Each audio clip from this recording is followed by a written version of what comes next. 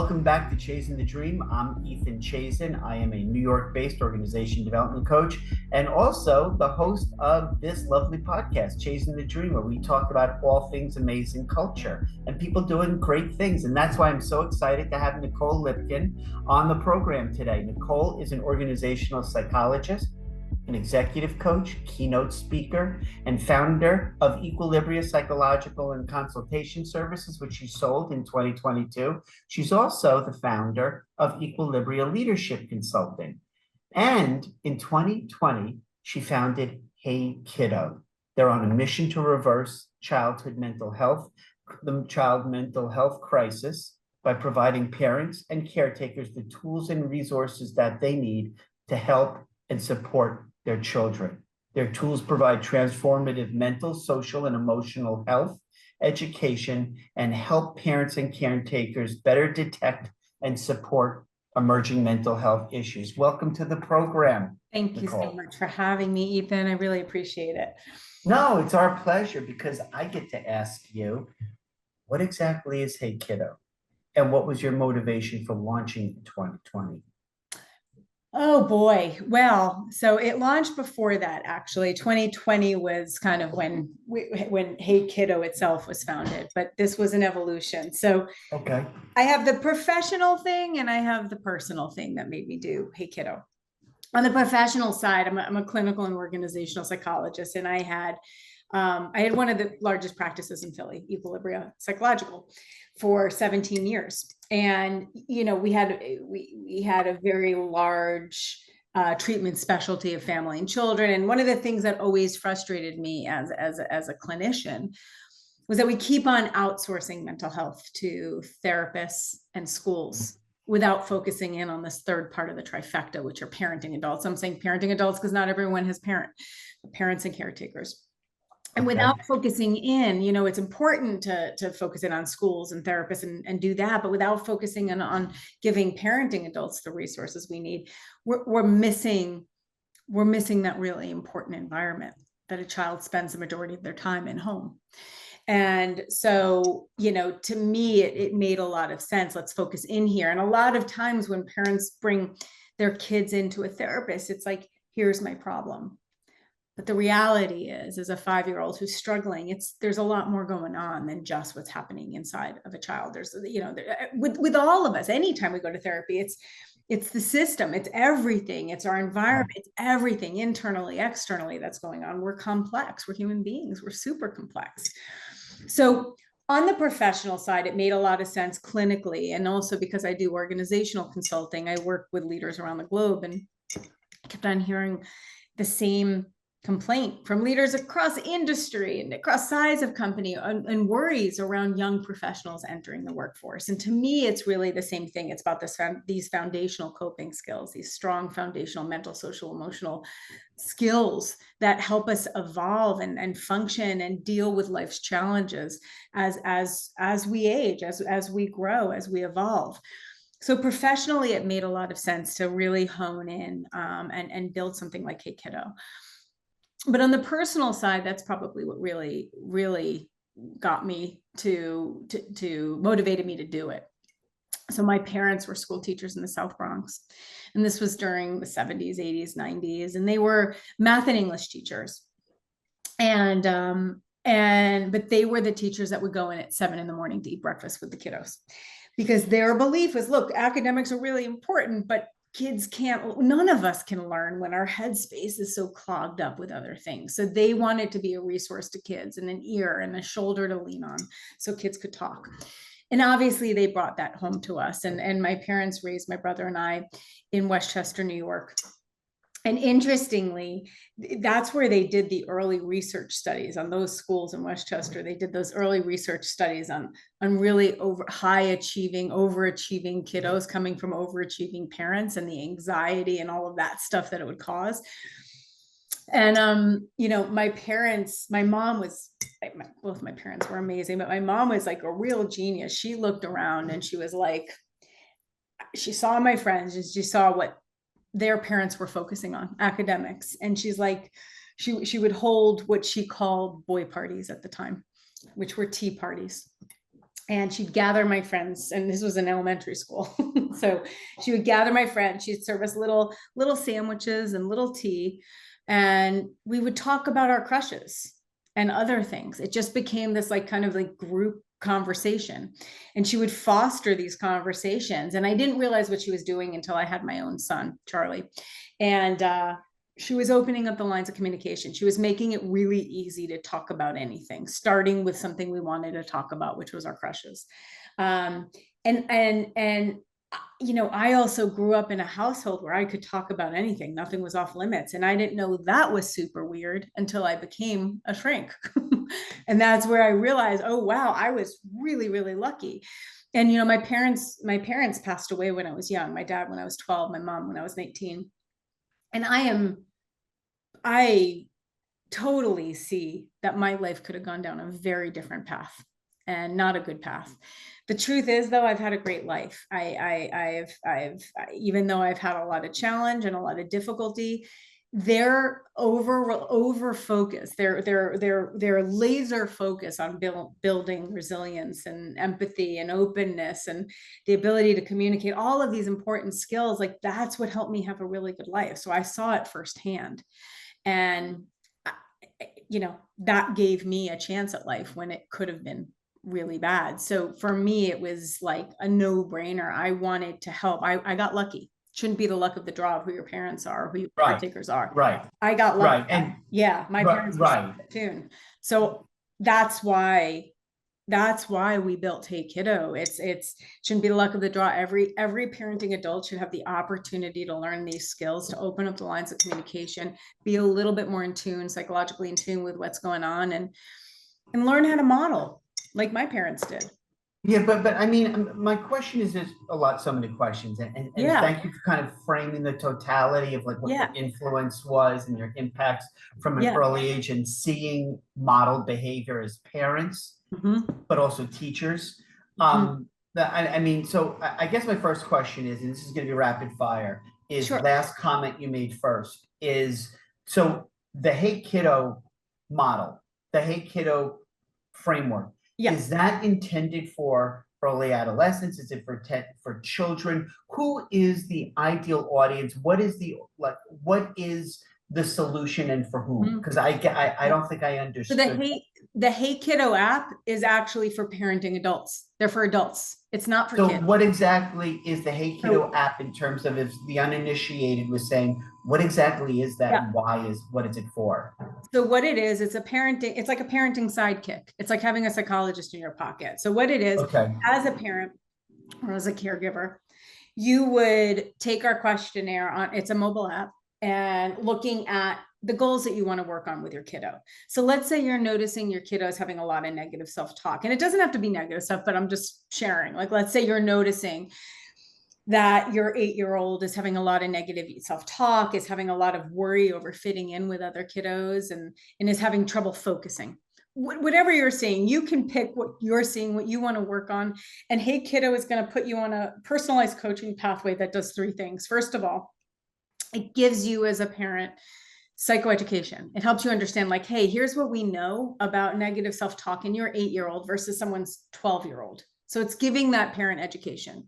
Second, it's giving that parent nonverbal and verbal tools to open up the lines of communication. When I say nonverbal, I mean creative arts activities, other kind of activities, and also conversational tips to open up the lines of communication around what you're seeing with your kiddo.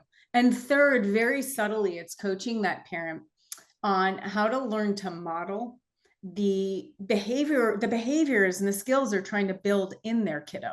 So they also become a role model because they're watching us. And it's also helping that parent track emotional and behavioral patterns and signaling them when professional help is needed, but also adjusting the content. Like, family situations are constantly shifting. Like, for example, you know, I use it at home, and I have a 5-year-old, and our cat was diagnosed with cancer, and my kiddo was 4 at the time.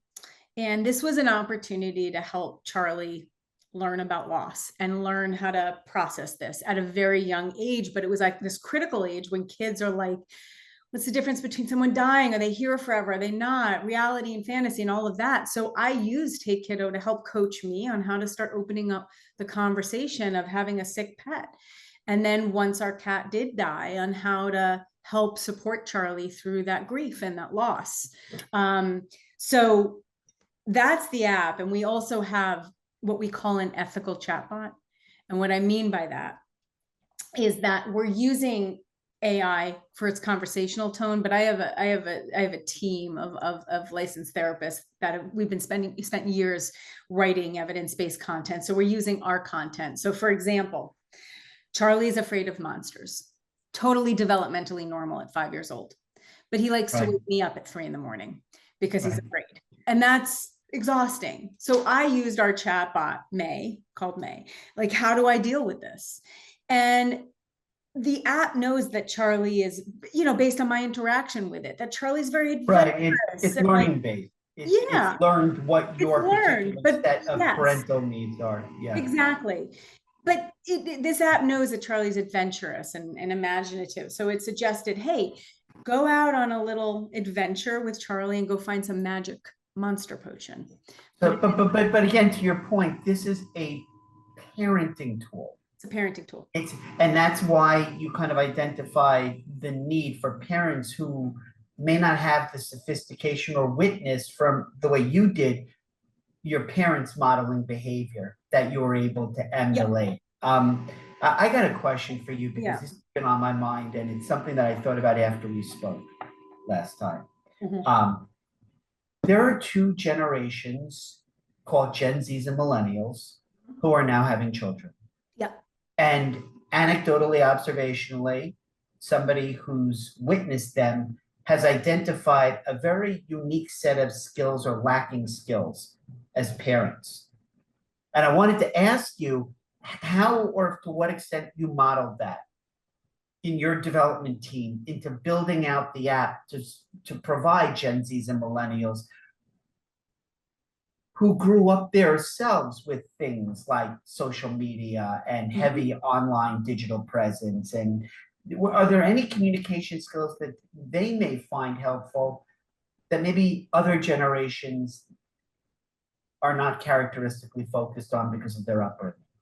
Well, what's interesting is you said they might be lacking parenting skills, but that's based on maybe what you perceive good or bad. I think they're different. I don't label, but I'm telling you that I've witnessed anecdotally hundreds of them, mostly millennials, younger millennials, but you call it, we were Gen Xers, we're the helicopter generation. They're the lawnmower generation. Mm-hmm. So I guess I'm wondering to what extent you've built that into your models. What I would argue is, look, I would say, so our end users are parenting adults that have kids between the ages of 5 to 12. So let me start there. Meaning these are, even though I'm an older mom, so but I'm not, and I would use this, but this is for the majority are going to be Z and millennial parents that have kiddos in this group. And I think that, and I have a team that's composed of different generations of people creating the content. So I think there's different challenges to it. Like, every generation has its different challenges, different environmental education challenges, all of this stuff. There's differences. And I think that every parent, every family dynamic is unique. And I think what's special about this app is it's playing to that, the uniqueness of each dynamic, and helping to support parents where they are, versus saying it's bad or good. It's just supporting parents where they are. And the truth is, with parenting, there is no one way. It's a little trial and error. And I know that's controversial to say, but like, when you apply one method across the board, like, a lot of times it doesn't work. Every kid is a little different. Every parent is a little different. Every environment is a little different. So it's kind of, I think, learning what works for your family unit and your family dynamic. And some things that I might recommend may work, or my team recommends, or may not work. But I think it's about adjusting and figuring out and interacting. interacting to like, you know, even when you go to therapy for a parent coaching or family therapy, you know, a therapist will adapt. Like using one model for every family doesn't work. Adapting to the family dynamic works. And that's why this is support that adapts. Yeah, and I mean, that makes perfect Yeah. sense. I mean, obviously, you want to have, as a therapist, as a practicing professional, you want to have a customized approach based Yep. on the unique characteristics of that family and the dynamic between the children, family, and the parents. But I'm wondering if it was ideally designed for children between 5 and 12. For parents of children. The parents of the children ages 5 to 12, have you encountered or witnessed through your research and the development of the app and its functionality any recurring themes or recurring challenges that parents of children in that age? I mean, are there things that you saw that are kind of repetitive that maybe are a little bit different? You know, just in general. Everything's different. Everything's different because going through a pandemic, everything is different. So you're seeing behavioral problems. You're seeing challenges with social emotional skills from adults as well as children. So everything is really different. The other thing is, you know, the reality in the United States, I'm just talking about the United States. This is a global issue. Okay. We're having a mental health crisis. Only about 20% of children actually receive the therapeutic support that they need. You said 20. Only 20% because of accessibility, affordability, and also trust issues. Not everyone wants to see a therapist that doesn't look like them or come from a similar community as them, you know, and it's so, and accessibility, affordability, like even though families might have insurance, the copay might be too much. So a lot of people, and like rural communities, there's a disproportionate access among people of color. So there's real issues. We have a very broken mental health system. And so a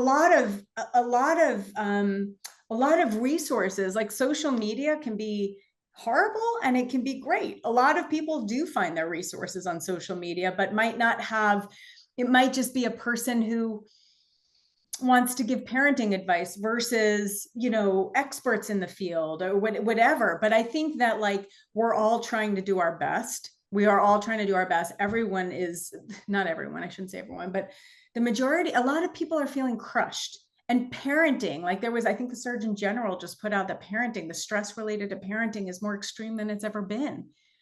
We're dealing with different issues. You know, you and I, when our parents were raising us, they weren't also battling social media. They might've been battling like a bully in the playground, but they weren't battling what you and I saw on social media. We didn't have that growing up. It's just, it's different. Everything's different. It gets harder. There's always more and more and more and more. So I think taking an individualized approach and kind of meeting families where they are is what's the most critical thing to do, and provide that bridge. I hope that HeyKiddo is a preventative tool and also a bridge to getting help and to getting resources and not feeling so alone in the parenting journey. And when you and I spoke about this, the thing that I really was excited when we were going to talk today, because I hear every single day, at least once, many times though, on certain days, people talking about the stress, the pressure of being sandwich caregivers, of the notion of, I've got children in my house that I'm the primary caregiver. They're my responsibility. It's typically, I hate to be gender biased, but it's typically the mother in the family still in that dynamic. And they also have elderly, their parents. Crushing. One, if not both. And I'm curious the extent to your expertise and your witnessing the kind of pressure that exerts on the primary caregiver, and how, if at what extent that comes into the dynamic of how they model behavior and care for their child. Like, you must be seeing a whole bunch of this stuff.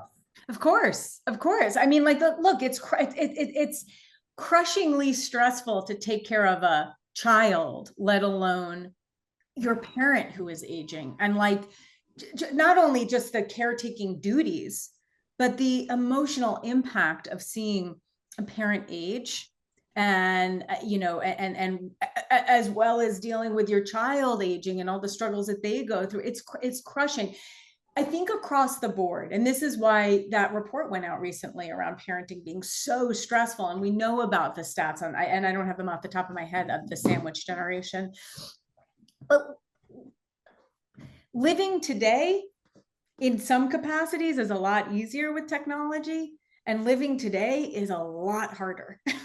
Like, there's just so much pressure. There's so much demand. There's all of our brains changed after the pandemic. That was, little T or big T trauma for everyone globally, And people are probably in your line of work still dealing with the impacts of those, although we've moved on supposedly as a society. It's over. The emergency stopped, but it doesn't mean that our brains and bodies are not still coping. Like, just because we might, have powered through and all of that, it doesn't mean, like, again, we're seeing it. We see higher levels of burnout. We're seeing higher levels of anxiety. We're seeing higher levels of depression. We have a mental health crisis. This did not come out of nowhere. And we have a childhood mental health crisis. And this was the thing I neglected to say on the professional side of why I built this. Like, that was bubbling for years, way before everyone started paying attention. People started paying attention to it during COVID. That mental health crisis was bubbling way before. That just, again, we are, as human beings, our capacity is incredible, but there are limits for everyone. There are limits to how much how we juggle demands, the pressures of life, and all of that. And one of the things we know about human beings is we can't do it alone. We just can't do it alone. And like, the other epidemic that emerged after COVID or during it was the loneliness epidemic. We can't function. We are social beings. We can't do it alone. We can't. And parenting can feel very isolating. Being a sandwich generation, helping your parents and a child can feel excruciatingly isolating. There's no time to recoup. There's no time to rest, and the whole, like, you can have it all and work-life balance. I mean, for a lot of us, that is just infuriating. We're trying to chase it, but it can feel like, wait, why can't I have that?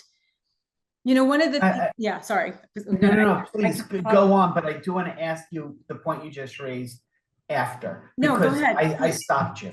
Please go. You're talking about the notion of work-life balance, and it's out there as this like kind of thematic or kind of like light, this beacon of, if I did this, and if I, then maybe there's this thing called work-life balance. And I got a sense from talking to you, and I get a sense of talking to other people who are in the mental health space, that it's so damaging and toxic and destructive, because it seems like this false promise that there's this opportunity of achieving it if only you did certain things, and I'm curious if, when you develop HeyKiddo, if the target is individual parents that you're saying, hey, this app is intended for you, or are you also targeting organizations to say, this is something you can do for the benefit of your people? Yeah. So I'll move backwards. Yeah, because I know that was a lot, but that's kind of when I heard you talk about the notion of work-life balance and how destructive it could be.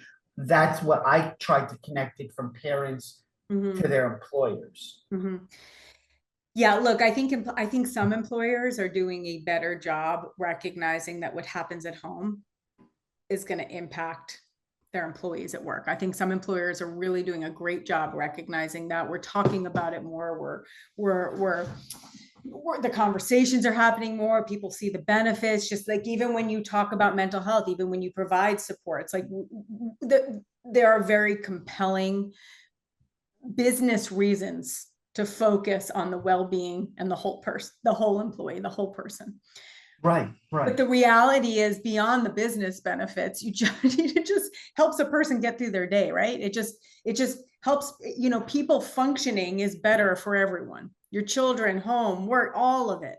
So we are ultimately focused on, like a B2B to C, like how can businesses, how can institutions and businesses provide these for their employees or members or whatever, or people or groups of people, because again, the more support, the more in tune you are with your child, and the more open the communication and the more resources you have,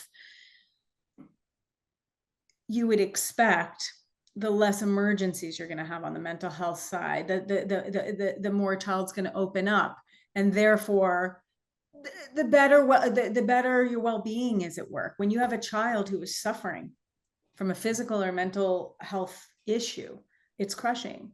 It's hard to concentrate on anything else. I don't know anyone that can. Like it's really hard.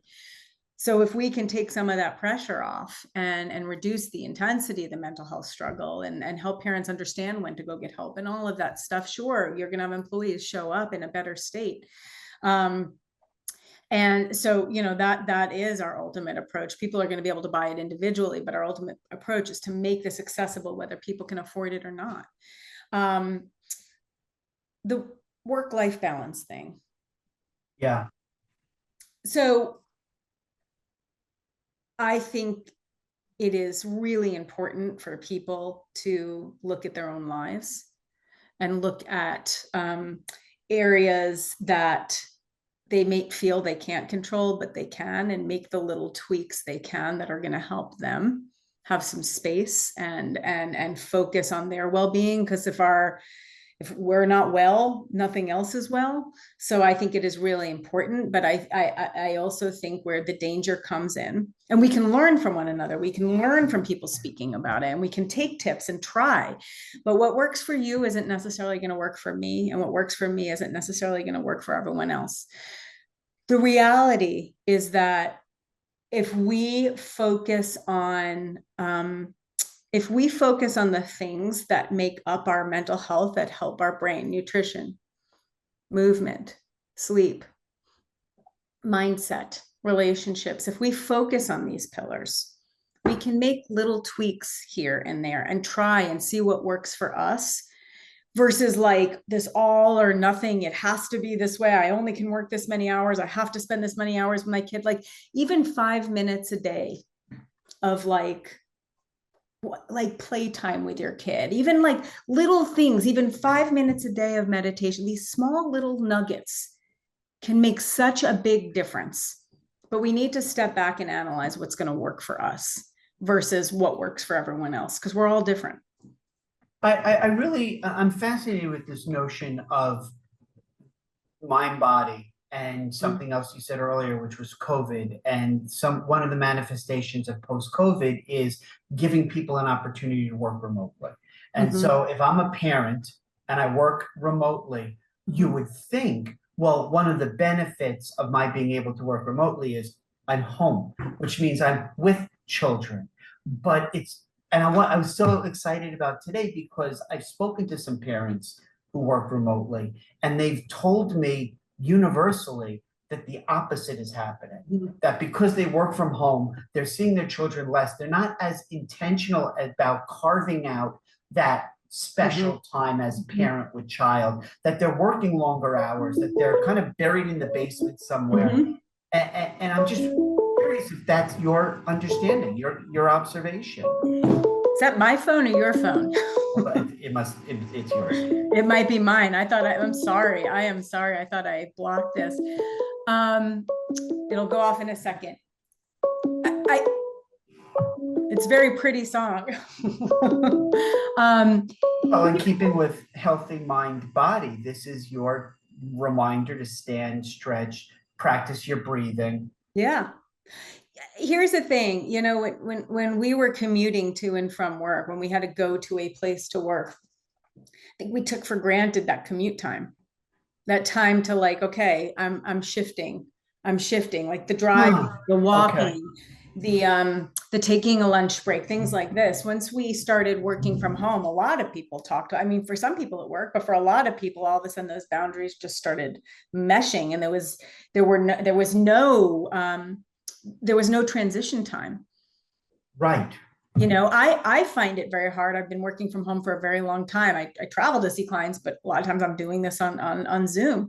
Yeah. I don't have the transition time. I have walking down the stairs as my transition time. And my brain needs more time than that to be focused with my kid. And one of my personal big areas of guilt is that I don't transition quickly. I really do need that time. But this is where our own personal work comes in, is what's going to help you transition. What do you need to put in place to help with that transition and to help with the boundaries? We all are capable of setting boundaries. A lot of us feel like we aren't and that it's out of our control, but we're all capable of it. But we need to work in the little transitions that we might need to give our brain a minute to shift. Like, it doesn't just happen automatically. Right. We live in a time of multitasking. Our brains we can't multitask. We just do No, it. I mean, that's the Habit. fallacy The of habit. multitask. It's a fallacy of multitasking. Your brain Yeah. cannot jump from Cannot task do to it. task.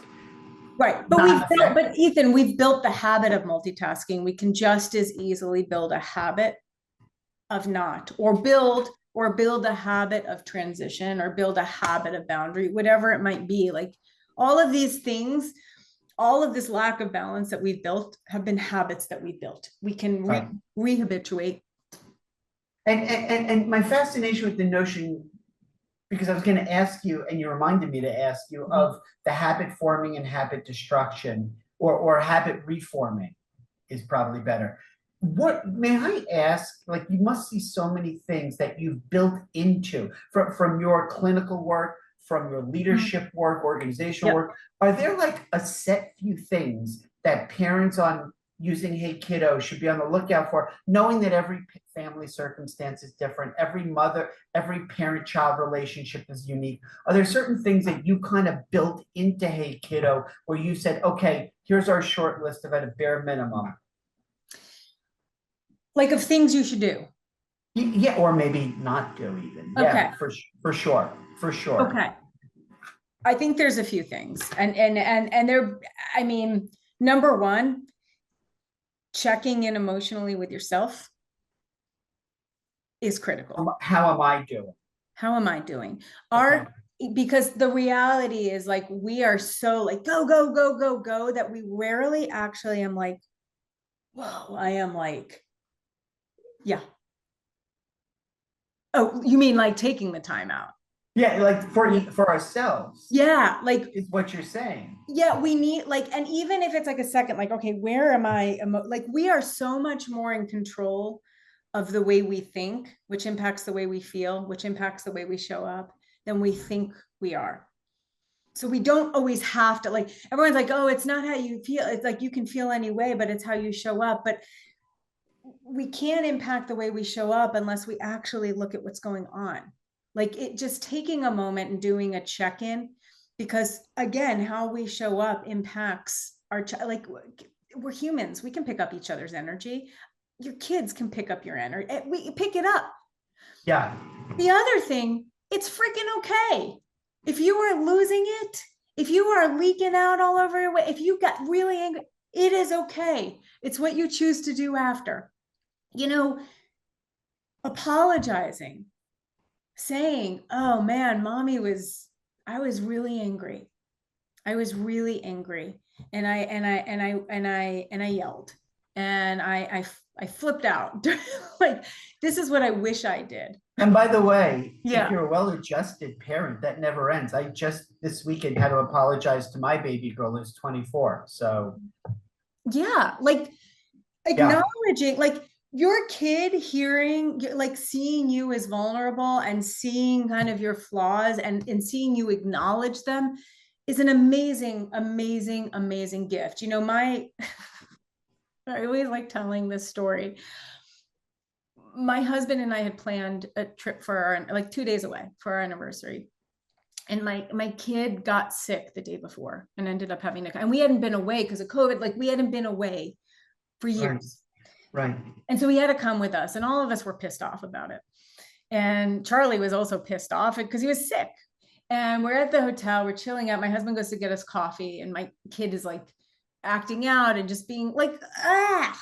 And I was like, he wasn't listening. I'm like, into this big sigh, and he comes up to me.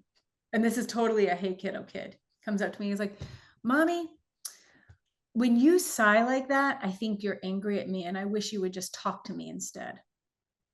That is a HeyKiddo kid. So when you say, like, what are the things? What are the things? It's that. It's like creating this space where your kid really can bring anything to you, which means that you also age appropriate, bring things to them, like talk to them. Oh, like not like, oh, a little bit, like, like, and again, I know, like, there's different ways of parenting, and I am like, there's all different ways we can do things, but the reality is it comes to like also helping them understand what their boundaries are, understand what feels good or what doesn't feel good for them. Like, my kid constantly has temper, like he goes to 0 to 60 in a second, just like Mommy. But isn't that in the job description somewhat? Yeah. So he freaks out, he says words, and I'm like, all right, how did that, like, did that feel good? Did that feel good saying I hate? Like, do you like that?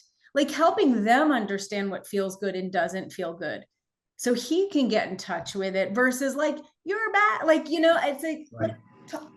I'm trying to get, I think, like, learning how to get kids to open up is the most critical thing. Period. And you learned that to kind of bring it full circle as an early on in your life by watching your parents model the behavior that now you're encouraging with Charlie. Yes, and I was a brat, by the way. No. This is a judgment-free zone. This is a judgment-free zone. But I mean, Nicole, we could talk about this all day, because we have actually on prior conversations talked about this. And I do want to ask, for anybody who's heard what you said today, as either somebody would like to offer this in their organization, or somebody's a parent and says, I need HeyKiddo. But how would they get in touch with you? So they can go to hey-kiddo.com, or they can go to the @HeyKiddo app on any of the socials, or you can find me at Dr. Nicole Lipkin on LinkedIn or any of the socials. And for anybody who couldn't write that down quick enough, all of your contact details are going to be, when they go below the video into the description, it'll all be there. So I want to take this opportunity to say thank you for coming on the show today and sharing your wisdom. And to anybody who's a parent, thinking about being a parent, has challenges, or maybe wants to explore a new way to approach all of this thing called parenting, you should definitely check it out, because I have. And what you said to me, Nicole, in a prior conversation resonated with me in a way you probably didn't realize, because of the way I was raised and the significant family trauma I had from witnessing two non-functioning parents. Anybody listening to today's episode, please go check out HeyKiddo. I really appreciate it. So thank you for your time today, Nicole. Thank you so much. I appreciate it, Ethan. It was our pleasure to hear from you.